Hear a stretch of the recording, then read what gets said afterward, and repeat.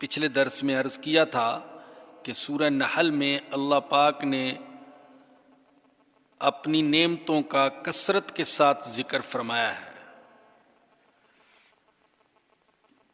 پچھلے درس میں بھی آپ اللہ کی کچھ نعمتوں کا ذکر سن چکے اور کچھ کا ذکر آج کے درس میں ہے۔ اللہ فرماتے ہیں هو الذی انزل من السماء ماء لکم منہ، وہی اللہ ہے جس نے آسمان سے اتارا پانی تمہارے لیے، منہ شراب، اس میں سے کچھ پانی تمہارے پینے کے کام آتا ہے، ومنہ شجر فیہ تسیمون، اور اسی سے وہ نباتات بھی اگتی ہے جس میں تم مویشی چراتے ہو۔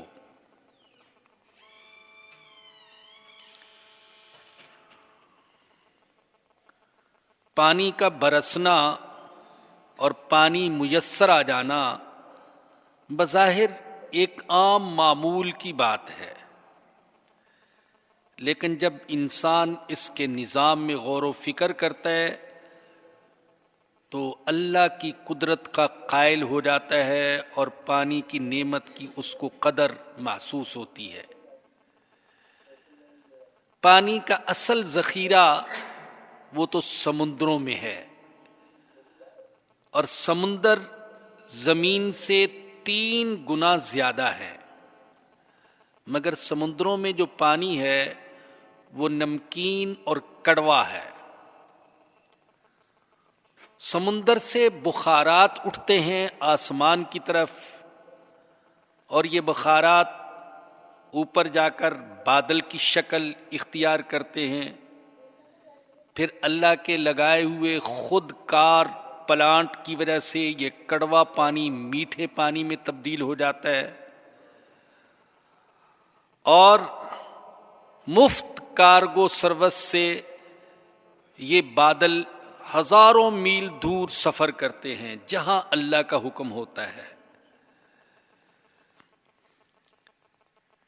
پھر یہ برستے ہیں تو کچھ پانی زمین کے اندر جذب ہو جاتا ہے جسے انسان بوقت ضرورت نکال لیتا ہے، کچھ پانی پہاڑوں پر برف کی صورت میں جم جاتا ہے، پھر گرمی آتی ہے تو یہ برف پگھلتی ہے اور برف پانی میں تبدیل ہوتی ہے، چشمے بہتے ہیں، اور چشمے بہتے بہتے پھر نالیوں، نہروں اور دریاؤں کی صورت میں یہ دور دراز تک لوگوں کو، جانوروں کو اور زمینوں کو سیراب کر دیتا ہے۔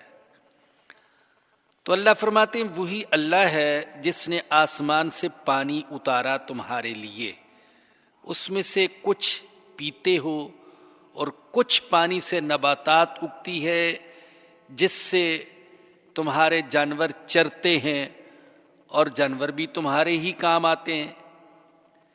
ينبت لكم به الزرع والزیتون، وہ اس پانی کے ذریعے سے تمہارے لیے اگاتا ہے کھیتی، والزیتون اور زیتون، والنخیل اور کھجور، والاعناب اور انگور، ومن کل الثمرات اور ہر قسم کے پھل، ان فی ذلک لآیۃ لقوم یتفکرون، بے شک اس میں نشانی ہے ایسے لوگوں کے لیے جو غور و فکر کرتے ہیں۔ اللہ پاک یہ جو بارش برساتے ہیں تو پھر زمین سے مختلف قسم کے غلے اور پھل پیدا ہوتے ہیں، گندم بھی پیدا ہو رہی ہے، چنا بھی پیدا ہو رہا ہے، مکئی، باجرہ، زیتون، کھجور، انگور، آم، سیب، آڑو، ناشپاتی، مالٹا، کنو، پتہ نہیں کتنے قسم کے پھل وہ پیدا ہوتے ہیں۔ پھل بھی مختلف اور پھلوں کے ذائقے بھی مختلف، خود ایک ایک پھل کے اندر کئی کئی ذائقے۔ آم کو دیکھ لیں کتنے ذائقے ہیں، کتنی قسمیں ہیں، کھجور کے بارے میں نے پہلے بھی بتایا کہ پتہ چلا کہ کھجور کی صرف سعودی عرب کے اندر 1000 قسمیں ہیں. تو مختلف قسم کے وہ پھل پیدا کرتا ہے جن کے ذائقے مختلف ہیں.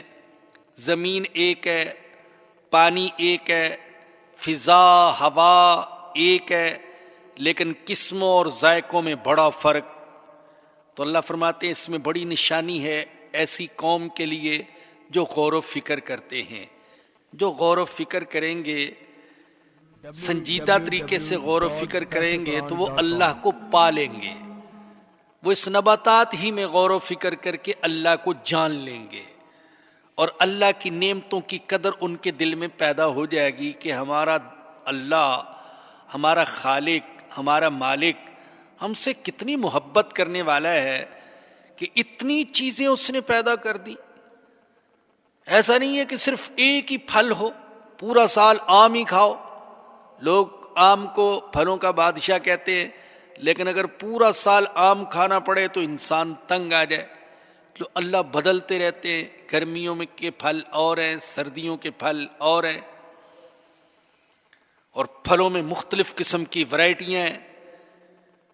تو اللہ کہتے ہیں یہ میں پیدا کرتا ہوں، اور پتہ نہیں اللہ کب سے پیدا فرما رہے ہیں، اور انسان کو یہ چیزیں میسر آ رہی ہیں.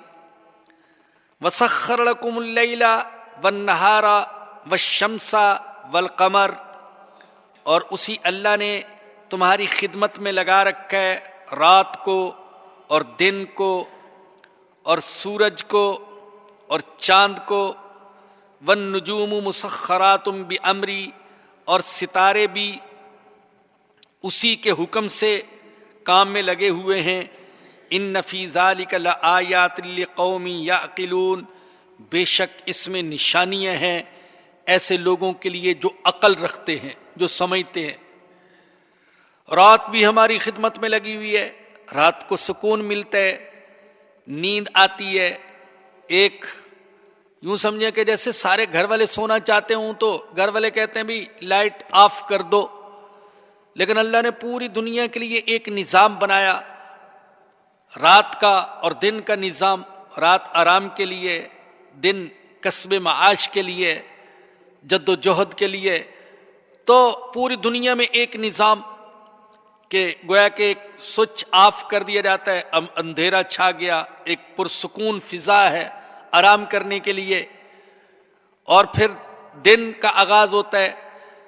تو فرمایا کہ یہ دن بھی تمہاری خدمت میں، سورج بھی تمہاری خدمت میں، رات بھی تمہاری خدمت میں، اور چاند بھی تمہاری خدمت میں، اور ستارے بھی تمہاری خدمت میں ہی لگے ہوئے ہیں. سورج اور چاند سے روشنی حاصل ہوتی ہے، حرارت حاصل ہوتی ہے، تاریخ اور وقت معلوم کیا جا سکتا ہے، راستوں کا پتہ لگایا جا سکتا ہے. پھر ان کے ذریعے سے اللہ نے آسمان کی چھت کو مزین کیا ہے. تو اللہ فرماتے ہیں اس میں نشانیاں ہیں، لیکن کن لوگوں کے لیے؟ جو عقل سلیم رکھتے ہیں.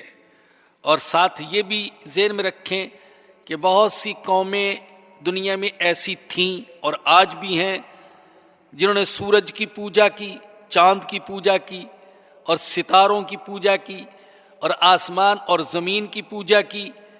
تو اللہ فرماتے ہیں ان چیزوں کو میں نے اس لیے پیدا نہیں کیا اے انسانوں کہ تم ان کی پوجا کرو، ان کو تو میں نے تمہاری خدمت کے لیے پیدا کیا ہے. وَمَا زَرَعَ لَكُمْ فِي الْأَرْضِ مُخْتَلِفًا أَلْوَانُ، وہ مختلف قسم کی بے شمار چیزیں جو اللہ نے زمین میں پھیلا رکھی ہیں. ان فی ذلک لآیۃ لقوم یذکرون، بے شک اس میں بھی نشانی ہے ایسی قوم کے لیے جو سمجھتے ہیں، جو نصیحت قبول کرتے ہیں. اب زمین کو دیکھیں تو زمین کے اندر اللہ نے بے شمار چیزیں پھیلا رکھی ہیں، مختلف رنگوں کی، مختلف شکلوں کی، مختلف خصوصیات کی. حیوانات ہیں، جمادات ہیں. جمادات کو دیکھیں، پہاڑوں کو دیکھیں تو بہت سا فرق ہے ان کے اندر. وہ پتھر بھی ہیں جو سڑکیں بنانے کے کام آتے ہیں، وہ پتھر بھی ہیں جو گھروں میں ماربل کے طور پر استعمال ہوتے ہیں، اور وہ پتھر بھی ہیں جو انگوٹھی میں نگینہ بنتے ہیں، وہ پتھر بھی ہیں جو شاہوں کے تاج کی زینت بنتے ہیں۔ بڑا فرق ان کے اندر، حیوانات میں بڑا فرق، مختلف قسم کے حیوانات، مختلف قسم کی نباتات، پھر بے شمار قسم کی معدنیات وہ اللہ نے پیدا کر رکھی ہیں۔ تو فرمایا کہ اس میں بھی نشانیاں ہیں ایسی قوم کے لیے جو نصیحت حاصل کرنا چاہتے ہیں۔ وَهُوَ الَّذِي سَخَّرَ الْبَحْرَ، اور اسی اللہ نے سمندر کو بھی تمہارے نفع میں لگا رکھا ہے، تمہیں نفع پہنچانے میں سمندر بھی لگا ہوا ہے۔ لِتَأْكُلُوا مِنْهُ لَحْمًا طَرِيًّا، تاکہ تم سمندر میں سے تازہ گوشت کھاؤ۔ وَتَسْتَخْرِجُوا مِنْهُ حِلْيَةً تَلْبَسُونَهَا، اور تاکہ تم سمندر میں سے زیور نکالو جس کو تم پہنتے ہو۔ تو سمندر بھی انسان کی خدمت میں ہی لگا ہوا ہے ہر طرح سے۔ یہ تو میں نے آپ کو بتایا کہ میٹھا پانی سمندر ہی سے دستیاب ہوتا ہے، بظاہر اس میں تو کڑوا پانی، لیکن اللہ پاک اس کڑوے پانی کو میٹھے پانی میں بدلتے ہیں، پھر اسی سمندر پر سفر بھی کرتے ہیں، اور اسی سمندر کے اندر اللہ نے مچھلیاں پیدا کر رکھی ہیں، تازہ گوشت، اور اسی سمندر کے اندر سونا اور چاندی اور دوسرے موتی وہ اللہ نے چھپا رکھے ہیں۔ میں نے ایک کتاب میں دیکھا کہ 1977 کے جائزے کے مطابق سمندروں سے 73 ملین ٹن مچھلی حاصل کی جاتی ہے۔ یہ اس وقت کے اعداد و شمار، اور مجموعی طور پر مچھلیوں اور دوسری معدنیات اور قیمتی جواہر کی صورت میں سالانہ 250 بلین امریکی ڈالر کی آمدنی ہوتی ہے۔ اور سمندر میں جو اللہ نے سونے چاندی وغیرہ کے ڈھیر لگا رکھے ہیں، تو یہ 1965 کے جائزے ہیں، اس کے مطابق سمندر کے اندر ایک اندازہ یہ ہے کہ 80 لاکھ ٹن سونا پایا جاتا ہے، اور 16 کروڑ 40 لاکھ ٹن چاندی موجود ہے، اور 8 کروڑ ٹن نکل وہ موجود ہے۔ اور اس وقت، آج تو سونا کہاں پہنچ گیا، اس وقت چونکہ سونے کی قیمت صرف 100 روپیہ تولہ تھی، تو اس وقت انہوں نے اندازہ لگایا تھا کہ سمندر کے اندر جو سونا ہے، اگر اس کی قیمت 100 روپے فی تولہ لگائی جائے تو سمندر کے اندر جو سونا ہے اس کی قیمت 7 پدم 16 کھرب اور 8 ارب ڈالر بنتی ہے۔ تو اس قدر اللہ پاک نے پیدا رکھا ہے۔ انسان تو پریشان ہے، کیا بنے گا؟ یہ جو خاندانی منصوبہ بندی والے ہیں یہ بڑے پریشان ہوتے ہیں، کیا بنے گا؟ یہ اتنے بچے پیدا کر رہے ہیں، خاص طور پر مسلمانوں پر ان کو بڑا غصہ آتا ہے، اور مسلمانوں میں سے بھی مولویوں پر بہت غصہ آتا ہے، یہ بہت بچے پیدا کر رہے ہیں، کیا بنے گا دنیا کا؟ وہ اعداد و شمار لگا کر بتاتے ہیں، کیلکولیٹر رکھ کر سامنے رکھ کر بتاتے ہیں، اور حساب کتاب جوڑ کر بتاتے ہیں کہ جناب آج سے 20 سال کے بعد پاکستان کی آبادی اتنی ہو جائے گی، پیداوار اتنی ہے، کہاں سے کھائیں گے بچے؟ یہ تو بھوک سے مر جائیں گے، ان کے لیے گاڑیاں کہاں سے آئیں گی، مکان کہاں سے آئیں گے؟ اور یہ اندازے کوئی 100-200 سال سے وہ لگا رہے ہیں، 200 سال سے مر کھپ رہے ہیں کہ بھئی 20 سال بعد بس دنیا میں قحط پیدا ہونے والا ہے، اتنی آبادی ہو جائے گی کہ کھانے کو کچھ نہیں ملے گا، سب کو ڈبل روٹی کا ایک ایک ٹکڑا ملا کرے گا، باقی ہوا اور پانی کھائیں گے اور کچھ نہیں، یا مولویوں کا دماغ کھائیں گے۔ تو یہ آج سے 200 سال سے بیچارے اس فکر میں لگے ہوئے، لیکن اب تک تو قحط پیدا ہوا نہیں ہے، بلکہ سچی بات یہ کہ ہمارے باپ دادا کو وہ چیزیں کھانے کی میسر نہیں تھی جو ہمیں میسر ہیں، ان کو وہ سہولتیں میسر نہیں تھیں جو ہمیں میسر ہے۔ ہمیں تو معلوم ہے ہمارے باپ دادا تو بیچارے میلوں پیدل سفر کرتے تھے، اور آج ہم گاڑیوں پر بیٹھے ہوئے ہیں، اور وہ بغیر پنکھے اور فریج کے زندگی گزارتے تھے۔ ہم تو پنکھے اور فریج کے بغیر زندگی کا سوچ بھی نہیں سکتے، بلکہ ایسے لوگ بھی ہیں جو اے سی کے بغیر بھی نہیں سوچ سکتے کہ زندگی کیسے گزرے گی۔ اللہ نے ان کو دیا ہوا ہے۔ اب سعودیہ میں چلے جائیں، آج سے 60-70 سال پہلے سعودی عرب میں بھوک تھی، کھجور تھی، پانی تھا، ان پر گزارا تھا، حاجیوں کو لوٹ لیتے تھے، غربت اتنی تھی مار دیتے تھے آٹا لینے کے لیے، ستو چھیننے کے لیے۔ اور آج اللہ نے سعودیوں کو اتنا نواز دیا کہ میرے خیال میں پورے سعودی عرب میں اگر ڈالر بچھا دیے جائیں تو بھی جو ہے وہ ڈالر بچ جائیں گے، زمین ختم ہو جائے گی۔ اللہ نے اتنا نواز دیا۔ تو اللہ نے پتہ نہیں زمین کے اندر کتنے خزانے چھپائے ہوئے ہیں، اور اللہ کتنی وسعتیں پیدا فرمانے والے ہیں۔ تو اللہ کہتے ہیں وَهُوَ الَّذِي سَخَّرَ الْبَحْرَ، اور وہی لوگ ہیں اور وہی اللہ ہے، وہی ذات ہے جس نے سمندر کو تمہاری نفع رسانی میں لگا رکھا ہے، لِتَأْكُلُوا مِنْهُ لَحْمًا طَرِيًّا، تاکہ سمندر سے تازہ گوشت کھاؤ۔ بہترین گوشت مچھلی کا گوشت ہے۔ دوسرے گوشت میں بسا اوقات بیماریاں پیدا ہوتی ہیں، اور مچھلی کا گوشت صحت مند مچھلی ہو تو سب سے اچھا گوشت ہے، اور موٹاپا بھی پیدا نہیں کرتا۔ چنانچہ اس دفعہ خاص طور پر حج میں بنگالی بہت تھے۔ واللہ عالم اس دفعہ کیا ہوا، مجھے تو ہر طرف بنگالی نظر آئے، جدھر دیکھتے ہیں بنگالی بھائی نظر آ رہے، جدھر دیکھیں بنگالی بھائی نظر آ رہے۔ تو بنگالی بہت تھے، لیکن بنگالیوں میں مجھے موٹا کوئی نہیں نظر آیا، جبکہ پاکستانیوں میں موٹاپا بہت ہے، پھیل پھیل کر چلتے ہیں۔ تو اس کی ایک وجہ یہ ہے کہ وہ مچھلی کے گوشت پر گزارا کرتے ہیں، اور یہاں اور بہت کچھ کھایا جاتا ہے۔ تو بہرحال بڑا یعنی فائدہ مند اور لذیذ گوشت، فرمایا کہ تاکہ اس میں سے تازہ گوشت کھاؤ، تازہ گوشت ادھر نکالو ادھر کھا لو۔ وَتَسْتَخْرِجُوا مِنْهُ حِلْيَةً تَلْبَسُونَهَا، اور اسی میں زیورات نکالتے ہو جن کو پہنتے ہو۔ معلوم ہوا کہ زیورات کا پہننا بھی جائز ہے، اسلام نے، قرآن نے خود ذکر کیا۔ تو زیورات کوئی ایسی چیز نہیں ہے کہ ہم کہیں کہ یہ ان کا پہننا تقوی کے خلاف ہے۔ وَتَرَى الْفُلْكَ مَوَاخِرَ فِيهِ، اور تم کشتیوں کو دیکھتے ہو کہ پانی کو پھاڑتے ہوئے چلتی ہیں، کشتیاں چل رہی ہیں، جہاز چل رہے ہیں پانی کے اوپر۔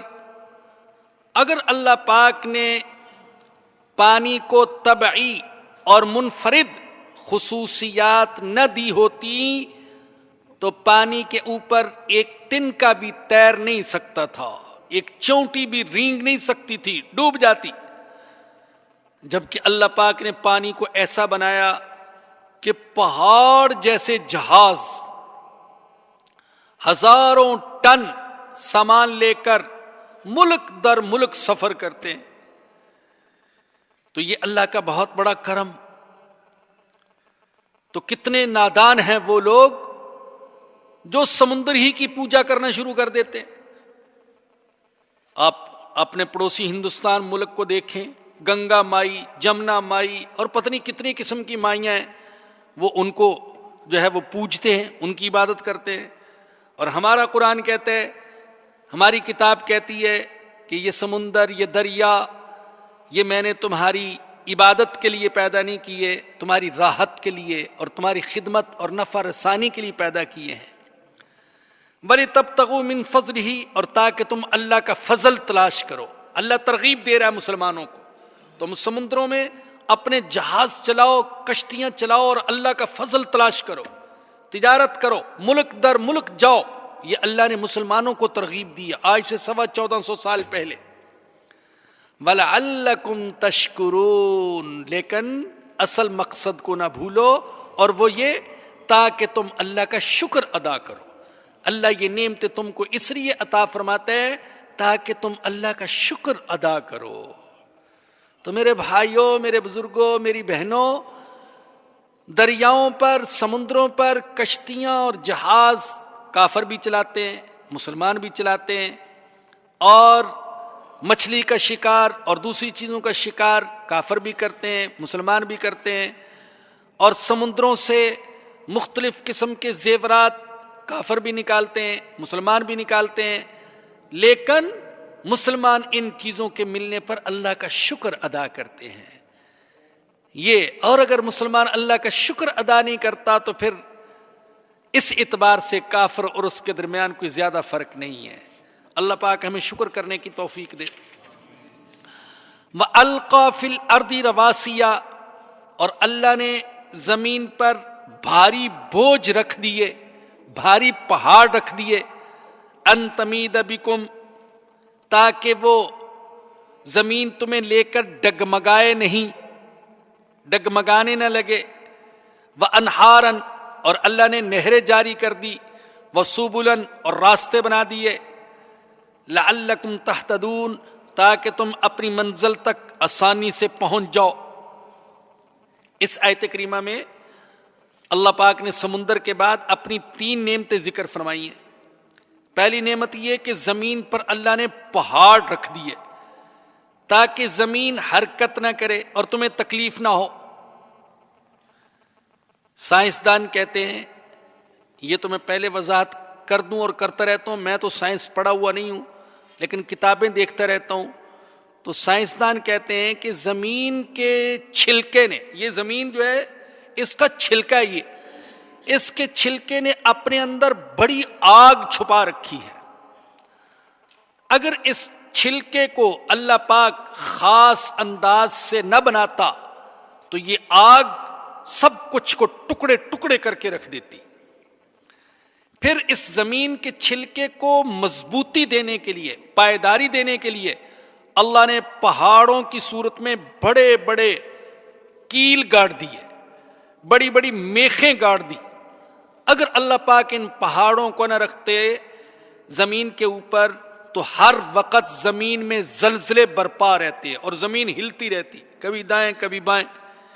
انسان اس میں اطمینان سے رہ نہیں سکتا تھا، نہ سڑکیں بنا سکتا، نہ مکان تعمیر کر سکتا، لیکن اللہ پاک نے بھاری پہاڑ اور بوجھ رکھ کر زمین کو حرکت کرنے سے روک دیا۔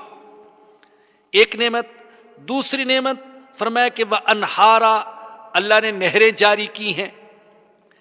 دیکھیے اگرچہ نہریں خود انسانوں نے بھی بنائی ہیں، لیکن پہاڑوں سے جو چشمے نکلتے ہیں اور پھر وہ نہروں اور دریاؤں کی صورت میں بہتے ہیں دائیں اور بائیں، مشرق اور مغرب، وہ کسی انسان نے نہیں بنائے، وہ اللہ نے بنائے۔ آپ جائیے کشمیر کی طرف، مری کی طرف، سوات کی طرف، دوسرے علاقوں کی طرف جہاں چشمے بہتے ہیں تو قدرتی چشمے، قدرتی نہریں جو کسی انسان نے نہیں بنائی، اللہ پاک نے بنائی ہیں۔ یہ بھی تو ہو سکتا تھا کہ طویل پہاڑی سلسلے ہوتے، نہ ان میں چشمے ہوتے نہ نہریں ہوتی، لیکن اللہ پاک نے انسان کے فائدے کے لیے، انسان کی راحت کے لیے ان پہاڑوں میں چشمے بھی بنائے، نہریں بھی بنائی، اور پھر آگے دریا بھی۔ وَالسُّبُلَ، اور راستے بنائے، وہ راستے جن سے انسان پہاڑوں سے میدانوں کی طرف آتے اور ایک شہر سے دوسرے شہر کی طرف جاتے، لعلکم تہتدون، تاکہ تم منزل تک آسانی سے پہنچ سکو۔ وعلامات، یہ ساری اللہ کی نعمتیں ذکر کی جا رہی ہیں۔ وعلامات، اور نشانیاں بھی بنائی۔ اللہ نے صرف راستے نہیں بنائے بلکہ راستوں کی پہچان کے لیے مختلف نشانیاں بھی بنائی، مختلف علامتیں بنائی۔ کہیں پر نشانی پہاڑ ہے، کہیں پر وادیاں ہیں، کہیں پر میدان ہے، اور کہیں پر ستارے۔ یہ نشانی ہے، انسان پہچان سکتا ہے یہ راستہ کس طرف جاتا ہے پہاڑوں کو دیکھ کر، وادیوں کو دیکھ کر، اور پھر ستاروں کو دیکھ کر۔ آج بھی سمندروں میں سفر کرنے والے ستاروں سے راستوں کا تعین کرتے۔ اس جدید دور میں بھی بحری جہازوں کے کپتان اپنے پاس قطب نما رکھتے ہیں جس سے وہ راستوں کا اندازہ لگا سکتے ہیں. تو ہماری نشانیاں تو عارضی ہیں، اللہ پاک نے مستقل نشانیاں پیدا فرما دی. ہمارے ہاں تو یہ کہ بعض لوگ اپنے ذہن میں بنا لیتے ہیں کہ وہ فلاں صاحب کا جو مکان ہے وہ روڈ کے دائیں طرف ہے اور اس کے ایک طرف پلاٹ خالی پڑا ہوا ہے. اب 6 مہینے بعد آئے تو وہاں مکان بن گیا، تو اب وہ پلاٹ تلاش کرتے پھر رہے ہیں کہ میرا خیال تو یہ تھا وہ خالی پلاٹ پڑا ہوا ہے اور خالی پلاٹ اب ہے نہیں ہے، تو بھول جاتے ہیں بیچارے، ادھر ادھر بھٹکتے رہتے ہیں. لیکن اللہ پاک نے جو نشانیاں بنائی ہیں مستقل لاکھوں سال سے وہ نشانیاں چلی آ رہی ہیں. یہ پہاڑی سلسلے، یہ وادیاں، یہ نہریں، یہ دریا اور یہ پھر یہ ستارے، یہ مستقل علامتیں. وَبِالنَّجْمِ هُمْ يَهْتَدُونَ، اور فرمایا کہ ستاروں سے بھی لوگ راستے معلوم کرتے ہیں، منزل معلوم کرتے ہیں. اللہ اکبر. اتنی نعمتیں ذکر کرنے کے بعد اللہ فرماتے ہیں، سوال کرتے ہیں أَفَمَنْ يَخْلُقُ كَمَنْ لَا يَخْلُقُ، لوگوں یہ بتاؤ کیا وہ اللہ جس نے اتنی چیزیں پیدا کی ہیں وہ تمہارے ان معبودوں جیسا ہو سکتا ہے جنہوں نے کچھ بھی نہیں بنایا؟ کہاں تو وہ اللہ جو بارش برساتا ہے، جو درخت پیدا کرتا ہے، جو نباتات اگاتا ہے، جس نے رات کا نظام بنایا، دن کا نظام بنایا، سورج چاند ستاروں کو تمہاری خدمت میں لگا دیا، سمندر پیدا کیے، پہاڑ کھڑے کر دیے، راستے متعین کیے.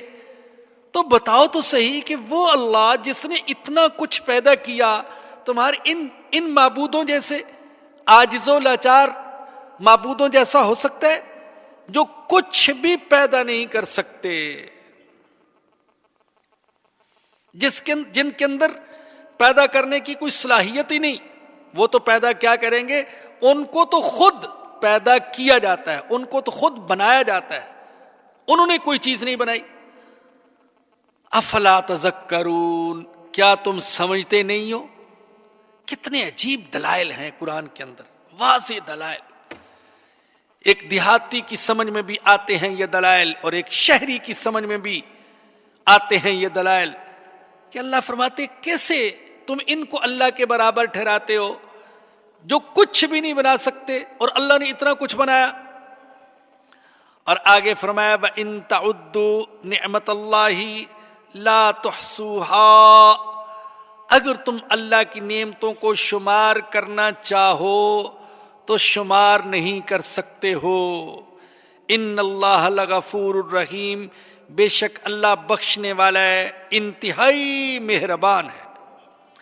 اللہ بتا رہے ہیں کہ یہ جو میں نے نعمتیں ذکر کی ہیں یہ تو مشت نمونہ از خروارے ہے.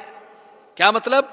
ایک ڈھیر میں سے ایک مٹھی ایک نمونے کے طور پر ہے، سیمپل کے طور پر ہے چند نعمتیں، ورنہ حقیقت یہ کہ اللہ کی نعمتیں بے شمار ہیں. یہ آسمان کی چھت یہ اللہ پاک کی نعمت ہے، اس میں سورج چاند ستارے یہ اللہ پاک کی نعمت ہے. یہ زمین اللہ پاک کی نعمت ہے، اس میں پہاڑ، وادیاں، چشمے، معدنیات، راستے یہ اللہ پاک کی نعمت ہے. یہ بے حساب قسم کے پھل، پھول، نباتات اور اناج، درخت اور پودے اور بیلے یہ اللہ پاک کی نعمت ہے. یہ والدین اولاد کے لیے اور اولاد والدین کے لیے، اور پھر رشتے، قرابت داریاں، یہ ماموں، یہ پھپھی، یہ چچا، یہ بھانجے، یہ بھتیجے، یہ پوتے پوتیاں، یہ سب اللہ پاک کی نعمت ہے. حیوانات کو دیکھیں تو بے شمار حیوانات، بے شمار چوپائے، کسی سے انسان کو دودھ حاصل ہوتا ہے، کسی سے گوشت ملتا ہے، اور کسی پر انسان سواری کرتا ہے، اور کسی سے اون انسان کو پشم وہ حاصل ہوتی ہے. پرندوں کی دنیا دیکھیں تو عجیب و غریب دنیا، بڑے حسین و جمیل پرندے، خوبصورت آوازیں اور پھر ان سے گوشت، یہ اللہ پاک کی نعمت ہے۔ سمندر کو دیکھیں تو اس سے تازہ گوشت، سونا، چاندی، پٹرول، زیور اور پھر میٹھا پانی، یہ اللہ پاک کی نعمت ہے۔ یہ سمندر اللہ نے ایسا بنایا کہ کروڑوں ٹن کچرا اور گندا پانی اس کے اندر جاتا ہے اور وہ سب ہضم کر جاتا ہے۔ تو یہ اللہ پاک کی کتنی بڑی نعمت ہے۔ پھر طرح طرح کے لباس، سردیوں کے لباس الگ، گرمیوں کے لباس الگ، یہ اللہ پاک کی نعمت۔ یہ مختلف قسم کے عطریات، خوشبوئیں، یہ اللہ پاک کی نعمت۔ یہ مکان، یہ کوٹھیاں، یہ بنگلے رہنے کے لیے، یہ اللہ پاک کی نعمت۔ یہ پرسکون نیند اور پھر سونے کے بعد بیداری، یہ اللہ پاک کی نعمت۔ انسان کے جسم کو دیکھیں، یہ اللہ پاک کی نعمتوں کا چلتا پھرتا اشتہار ہے۔ اس کی خاص بناوٹ، پھر اس کے یہ ہاتھ، یہ پکڑنے والے ہاتھ، یہ چلنے والے پاؤں، پھر ہاتھوں میں انگلیاں، یہ ناخن، یہ جوڑ، یہ اللہ پاک کی نعمت ہے۔ یہ سر کے اوپر بال، سر کے اندر دماغ، یہ اللہ پاک کی نعمت ہے۔ یہ دیکھنے والی آنکھیں، اللہ اکبر، پھر آنکھوں پر یہ پلکیں اور جھپکنے کی صلاحیت، یہ اللہ پاک کی نعمت۔ ڈاکٹروں نے لکھا ہے کہ انسانی آنکھ میں 1 کھرب سے زیادہ روشنی قبول کرنے والے ریشے پائے جاتے ہیں۔ تو ایسا عجیب نظام اللہ نے بنایا، آنکھ کا نظام، تو یہ اللہ پاک کی بہت بڑی نعمت۔ اللہ اکبر۔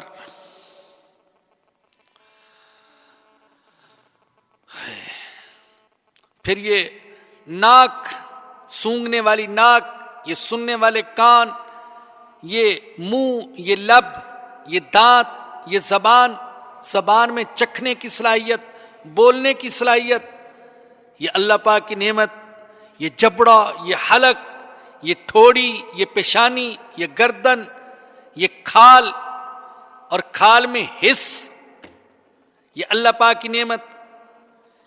پھر انسانی بدن میں اللہ پاک نے جو شریانوں اور رگوں کا جال بچھایا ہوا ہے، بعض حضرات کہتے ہیں کہ اگر اس جال کو، ان رگوں کو پھیلا دیا جائے تو ان کی لمبائی 60,000 سے 1,00,000 میل تک لمبی ہوگی اگر ان کو بچھا دیا جائے۔ یہ جو رگیں ہیں، بعض حضرات کہتے ہیں کہ اگر پوری دنیا کے ارد گرد ان رگوں کو بچھایا جائے تو 2 دفعہ پوری زمین کے ارد گرد انسانی رگوں کو بچھایا جا سکتا ہے۔ اتنی رگیں انسان کے جسم میں۔ پھر ان رگوں کے اندر بڑا حساس نظام ہے، بڑا حساس نظام۔ کوئی رگ کوئی کام کر رہی ہے، کوئی کچھ کام کر رہی ہے۔ اللہ اکبر۔ ایسی رگیں بھی ہیں جو سمجھیں کہ الارم کا کام دے رہی ہیں۔ اللہ نے ایک نظام بنایا، کوئی رگ ہمیں الارم کا کام دے رہی ہے، مجھے پیشاب آ رہا ہے، مجھے باتھ روم جانا ہے، تو یہ رگیں گویا کہ الارم بجاتی ہیں، ہمیں وہ اس کا احساس دیتی ہیں۔ میں نے غالباً پہلے بھی عرض کیا، ایک ہمارے ساتھی، اللہ ان کی مغفرت فرمائے، انتقال فرما گئے، ہمیشہ درس کے لیے مجھے لینے کے لیے آتے تھے، بھائی علیم الدین صاحب، اللہ ان کی قبر کو منور فرمائے۔ تو ان کی بیٹی ایک دفعہ اپنی والدہ کے ساتھ ہمارے گھر میں آئی، اب بڑی بیٹی، لیکن وہ باتھ روم کا اس کو پتہ نہیں چلتا تھا، تو شلوار ہی میں فارغ ہو جاتی تھی۔ تو پوچھا بھی یہ کیا مسئلہ ہے؟ تو انہوں نے بتایا کہ جب یہ پیدا ہوئی تو اس کی کمر پر چھوٹا سا پھوڑا تھا، تو ڈاکٹروں کو دکھایا، انہوں نے آپریشن کیا، پھوڑا تو کاٹ دیا، لیکن بعد میں پتہ چلا کہ پھوڑے کے ساتھ ساتھ انہوں نے کچھ چھوٹی سی رگ تھی وہ بھی کاٹ دی۔ وہ رگ ایسی ہے کہ اس کے ذریعے سے الارم بجتا ہے، انسان کو پتہ چلتا ہے کہ مجھے اب بیت الخلاء جانا چاہیے. وہ رگ نہ رہی تو اب اس کو احساس ہی نہیں ہوتا، پتہ ہی نہیں چلتا. تو اللہ نے کیسا عجیب و غریب سا نظام وہ بنا رکھا ہے. تو یہ اللہ پاک کی نعمت ہے. پھر انسان کا سینہ، انسان کا دل، یہ اللہ پاک کی بہت بڑی نعمت. میں آج دیکھ رہا تھا، ڈاکٹر حضرات کہتے ہیں کہ انسان کے دل میں 2 پمپ ہیں. ایک پمپ پھیپھڑوں کو خون بھیجتا ہے تاکہ خون صاف ہو سکے، اور دوسرا پمپ خون کو پورے جسم میں رگوں کے ذریعے سے دوڑاتا ہے. اور ایک آدمی کی اوسط زندگی میں یہ دل 3 لاکھ ٹن خون پمپ کرتا ہے. 3 لاکھ ٹن انسان کی زندگی میں. انسان کو پتہ ہی نہیں دل کیا کام کر رہا ہے، وہ اپنے کام میں لگا ہوا ہے. اور اگر آدمی 70 سال زندہ رہے تو اس کا دل 4 کھرب دفعہ دھڑکتا ہے. تو ایسا عجیب و غریب سا نظام، ادھر دھڑکن رک جائے ادھر انسان گیا، اور خون کی روانی رک جائے تو بھی انسان گیا، زندگی خطرے میں. تو یہ اللہ پاک کی ساری نعمتیں کی نعمتیں ہی نعمتیں. یہ گردے، یہ پھیپھڑے، یہ معدہ، یہ اللہ پاک کی نعمت. یہ ہمارے منہ میں جو لعاب آتا ہے، یہ تھوک بار بار آتا ہے، یہ کتنی بڑی نعمت ہے اللہ پاک کی. ہم بعض اوقات تنگ آ جاتے ہیں، بھی پانی نکلتا ہے پھر کھینچنا پڑتا ہے، لیکن اگر پانی یہ خشک ہو جائے تو ہم 24 گھنٹے میں 1 منٹ بھی آرام نہ کر سکیں. 1 منٹ بھی آرام نہ کر سکیں اگر یہ پانی خشک ہو جائے. اللہ اکبر. کچھ ساتھی نے بتایا کہ ان کے ہاں ایک خاتون آئی کوئی اسلامی کتاب خریدنے کے لیے، تو پانی کی بوتل بھی ساتھ تھی. ہر 2 منٹ بعد تھوڑا سا پانی وہ منہ میں ڈالتی ہے، پھر پانی منہ میں ڈالتی ہے. تو ہم نے کہا پتہ نہیں ایسے خام خواہ شو بازی کر رہی ہے، فیشن کر رہی ہے، یہ کیا کر رہی ہے. تو اس سے کہا باجی آپ نے پانی پینے ایک دفعہ بیٹھ کر پی لیں. اس نے کہا 1 دفعہ پینے سے میرا مسئلہ حل نہیں ہوتا. بات یہ ہے کہ میرے منہ میں جو لعاب بنتا ہے وہ 70% خشک ہو گیا، 70% کم ہو گیا. اب صورت یہ ہے کہ میں نہ رات کو سو سکتی ہوں نہ دن کو آرام کر سکتی ہوں. میری یہ ضرورت ہے کہ میں ہر 2-3 منٹ کے بعد اپنے منہ کو گیلا کرتی رہوں. تو ہمیں کبھی احساس بھی نہیں ہوگا یہ پانی جو آ رہا ہے یہ بھی کوئی اللہ پاک کی نعمت ہے. منہ کو تر بھی رکھتا ہے اور پھر کھانے کو ہضم بھی کرتا ہے، ہضم کا بھی کام کرتا ہے. اللہ پاک نے ایک نظام بنا رکھا ہے. اسی لیے ہمارے آقا صلی اللہ علیہ وسلم کی سنت ہے کہ کھانا جو کھایا جائے تو خوب چبا چبا کر کھایا جائے تاکہ اس میں یہ لعاب زیادہ شامل ہو. اللہ اکبر.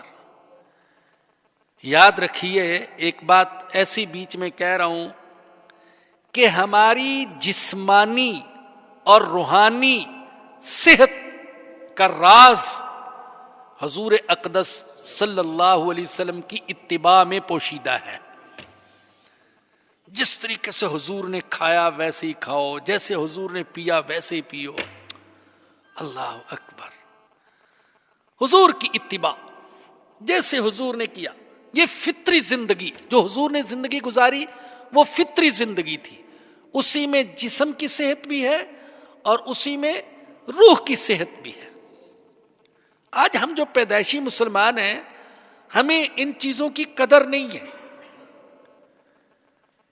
میں آج کل جو 9 مسلموں کا ذکر کرتا رہتا ہوں اور انشاءاللہ کرتا رہوں گا، تو بعض 9 مسلموں کا پڑھا میں نے. ایک خاتون کا خاص طور پر کہ اس نے کہا، ہندو تھی بت پرست، اسلام قبول کر لیا، تو اس نے کہا اب مجھے ہر اس چیز سے محبت ہو گئی جو حضور اکرم صلی اللہ علیہ وسلم کی سنت ہے.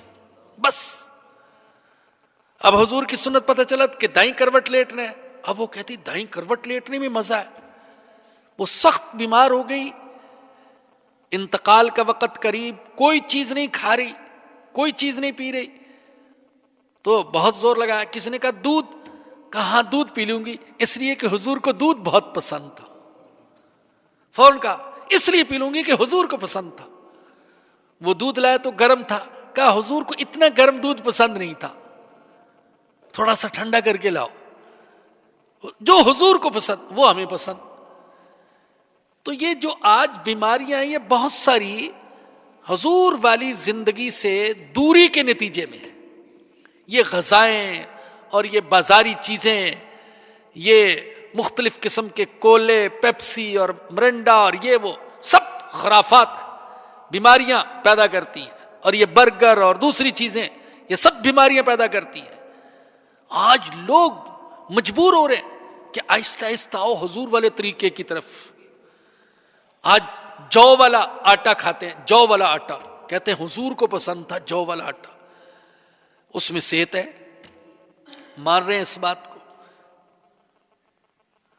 تو مجھے تو لگتا ہے پتہ ایسا نہ ہو کہیں ہم زیادہ ماڈرن بن جائیں اور یہ لوگ جو ہیں آہستہ آہستہ 1400 سال پہلے والی زندگی گزارنے والے بن جائیں. ہم ماڈرن بننے کے شوق پہ اپنے آپ کو تباہ کر لیں. تو بھائی اصل چیز, اصل جو ذکر کر رہا تھا اللہ پاک کی نعمتیں. اللہ کہتے ہیں اللہ اگر تم میری نعمتوں کو شمار کرنا چاہو تو شمار نہیں کر سکتے. یہ تو عام مادی نعمتیں جن کا میں نے ذکر کیا, وگرنہ پھر دیکھیں روحانی نعمتیں تو وہ بے شمار ہے. قرآن یہ اللہ پاک کی سب سے بڑی نعمت ہے. اللہ نے ہمیں قرآن دیا ہے. اللہ نے آپ کو پتا سورہ رحمان میں اپنی نعمتیں ذکر کی ہیں اور 31 بار سوال کیا فَبِأَيِّ آلَاءِ رَبِّكُمَا تُكَذِّبَانِ, تم اپنے رب کی کون کون سی نعمت کو جھٹلاؤ گے. لیکن سب سے پہلی نعمت اللہ نے کون سی ذکر کی ہے؟ الرحمن علم القرآن. میں بڑا رحمان ہوں, بڑا مہربان ہوں, بہت رحم کرنے والا. اللہ تیرے رحمان ہونے کی کیا دلیل ہے؟ اللہ کہتے ہیں علم القرآن, میں نے تمہیں قرآن دیا ہے, قرآن کا علم دیا ہے. قرآن اور قرآن کا علم یہ اس بات کی دلیل ہے کہ میں تم پر بڑا رحم کرنے والا ہوں, تم سے بڑی محبت کرنے والا ہوں.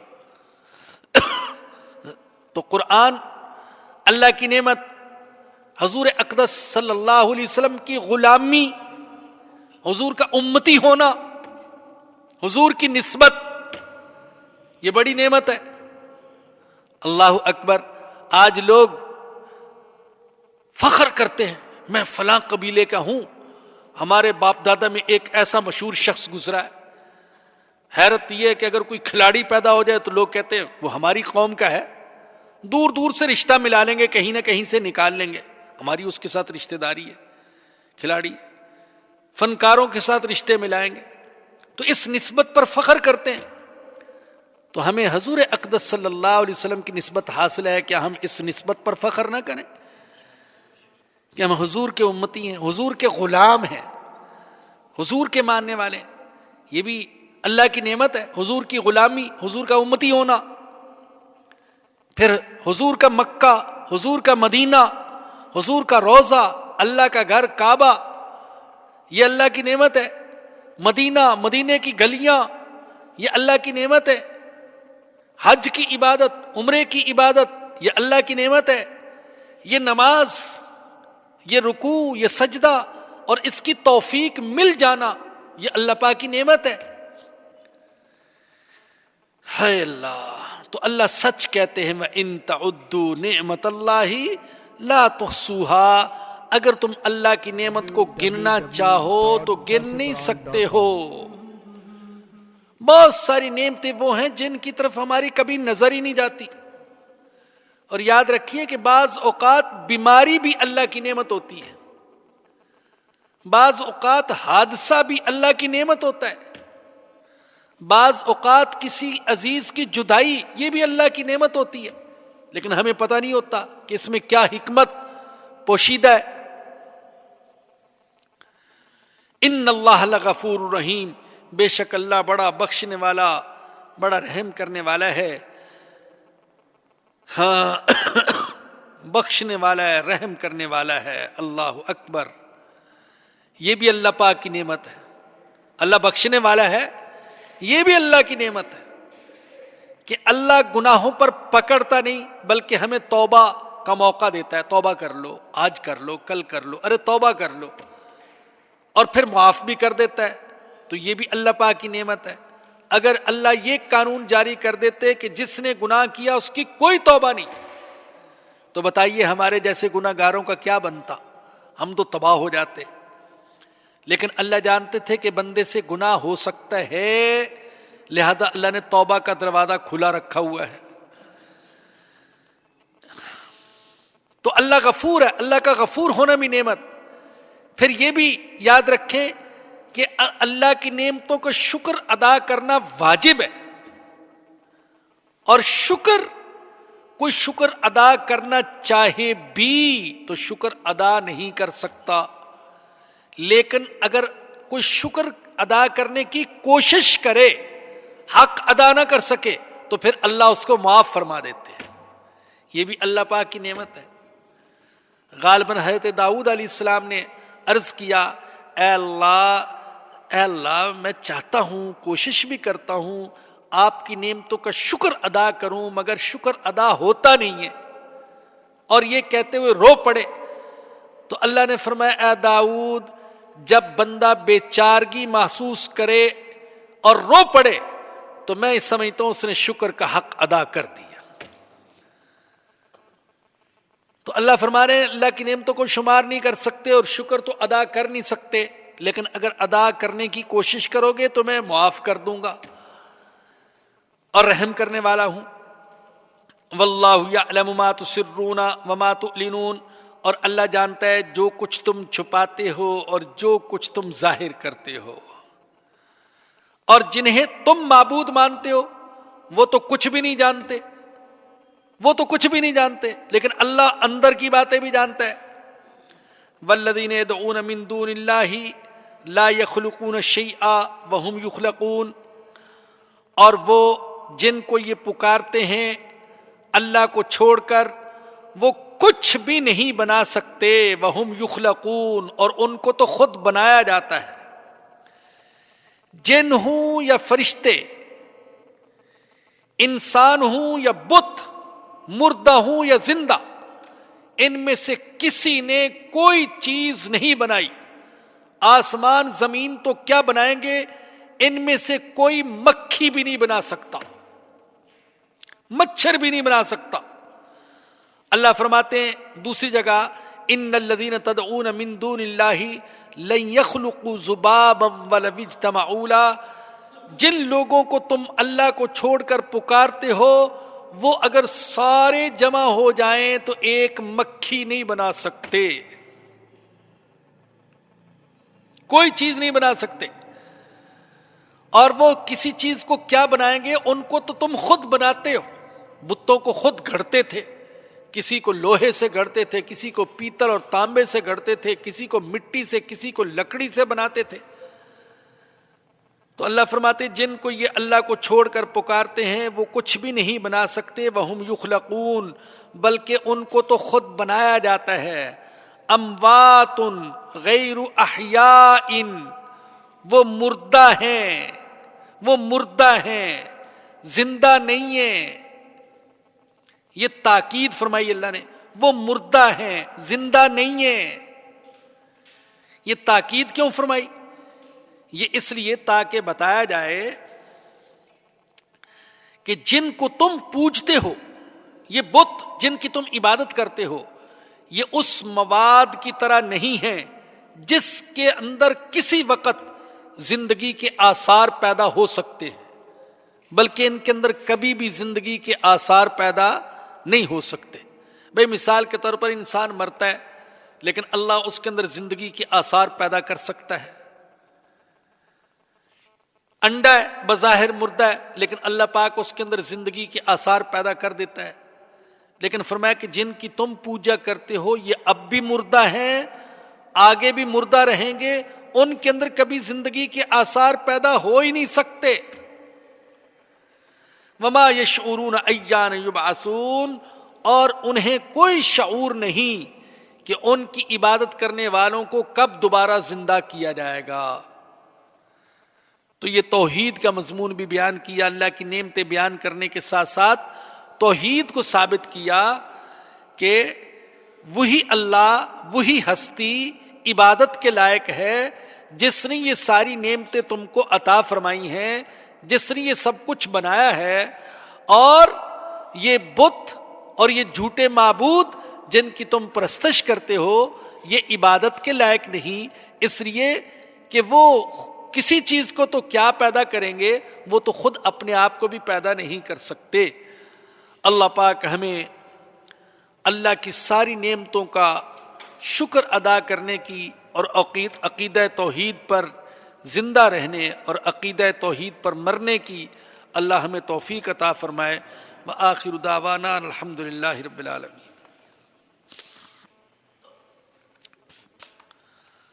الحمدللہ رب العالمین والصلاة والسلام علی سید الانبیاء والمرسلین۔ ربنا ظلمنا انفسنا وان لم تغفر لنا وترحمنا لنكونن من الخاسرین۔ ربنا لا تزغ قلوبنا بعد إذ هديتنا وهب لنا من لدنك رحمة إنك أنت الوهاب۔ اللهم إنا نسألك من خير ما سألك من نبيك محمد صلى الله عليه وسلم ونعوذ بك من شر ما استعاذ منه نبيك محمد صلى الله عليه وسلم۔ اللهم أذهب الباس رب الناس واشف أنت الشافي لا شفاء إلا شفاؤك شفاء لا يغادر سقما۔ یا رب العالمین، یا ارحم الراحمین، محض اپنے فضل و کرم سے یا اللہ آپ ہماری ساری غلطیوں کو، سارے گناہوں کو معاف فرما دیجیے۔ یا اللہ آپ کے ہم پر بے شمار احسانات ہیں۔ یا اللہ، یا اللہ، یا اللہ ہمیں ان احسانات کا شکر ادا کرنے والا بنا دیجیے۔ یا اللہ ہم شکر کا حق ادا نہیں کر سکتے، ہماری کوتاہی کو معاف فرما دیجیے۔ یا اللہ، یا اللہ آپ نے اتنی مادی نعمتیں عطا فرمائیں، یا اللہ ایمان کی حقیقت نصیب فرما دیجیے۔ اے اللہ ایمان کی مٹھاس عطا فرما دیجیے، ایمان کا نور عطا فرما دیجیے۔ جب تک ہم زندہ رہیں ہمیں ایمان پر زندہ رکھیے گا، اور اے اللہ جب ہمارا خاتمہ ہو تو ایمان پر خاتمہ نصیب فرمائیے گا۔ یا اللہ ہم سب بیمار ہیں، یا اللہ ہمارے متعلقین بیمار ہیں، یا اللہ جسمانی اور روحانی ساری بیماریوں سے شفا نصیب فرما دیجیے۔ ایک نوجوان بچہ عبد الصبور، وہ بھی سخت بیمار ہے، والدین بھی اس کے پریشان ہیں، اس کے لیے بھی خصوصی دعا کیجیے، اللہ پاک اس کو شفا عطا فرما دے۔ اے اللہ تو سب بیماروں کو شفا عطا فرما دے، محض اپنے فضل و کرم سے شفا عطا فرما دے۔ یا اللہ ہسپتال میں پڑے ہوئے مریضوں کو، گھروں میں پڑے ہوئے مریضوں کو، جیلوں میں پڑے ہوئے مریضوں کو اے اللہ شفا عطا فرما دیجیے۔ یا اللہ جسمانی اور روحانی ساری بیماریوں سے شفا عطا فرما دیجیے۔ یا اللہ جو بے گناہ قیدی اپنوں اور غیروں کی جیلوں میں ہیں، بالخصوص عافیہ صدیقی، یا اللہ ان سب کو باعزت آزادی اور رہائی نصیب فرما دیجیے۔ یا رب العالمین، یا ارحم الراحمین عزت والی، عافیت والی حلال روزی عطا فرمائیے، برکت والی روزی عطا فرمائیے، حرام سے بچنے کی توفیق عطا فرمائیے۔ اے اللہ امت مسلمہ کی ذلت کو عزت میں بدل دیجیے۔ یا رب العالمین پاکستان کو، عالمی اسلام کو اچھی قیادت نصیب فرما دیجیے۔ یا اللہ یہ جو درس قرآن کا سلسلہ 9-10 سال سے جاری ہے، یا اللہ محض اپنے فضل و کرم سے اس کو جاری رکھنے کی توفیق عطا فرما دیجیے۔ یا اللہ اس درس میں پورا قرآن کریم ختم کرنے کی توفیق عطا فرما دیجیے، اور جو کچھ ہو رہا ہے اس کو اپنی بارگاہ میں قبول فرما لیجیے، اس میں جو کمی کوتاہی ہے وہ معاف فرما دیجیے۔ ربنا آتنا فی الدنیا حسنۃ وفی الآخرۃ حسنۃ وقنا عذاب النار۔